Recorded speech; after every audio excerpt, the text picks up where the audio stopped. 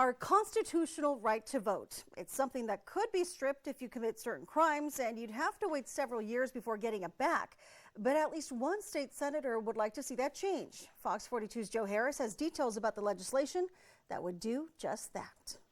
If I can't participate civically in my community, then what does that mean? Jasmine Harris is the Public Policy and Advocacy Director at Rise Omaha, a nonprofit group that works toward helping those who are imprisoned re-enter society. She says the biggest obstacle ex-convicts face while transitioning into daily life outside of incarceration is the lack of feeling a sense of community. There are many barriers people face when they're coming home after incarceration, being involved in the criminal justice system, whether that's getting employment, getting housing. Add to that not having the right to vote, and she says it can leave some individuals feeling left out. This one basic right that everyone has, we're going to make you wait on that.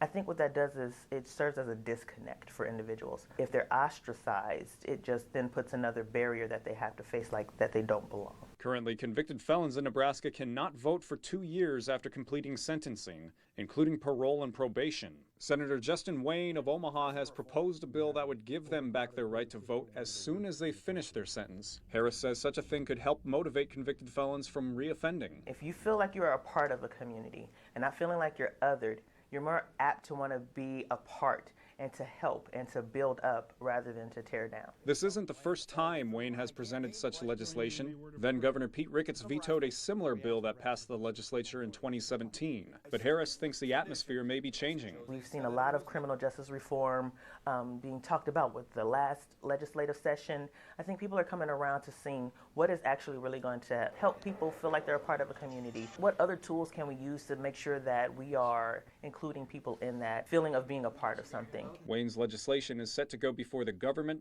Military, and Veterans Affairs Committee. Reporting for Fox 42, I'm Joe Harris.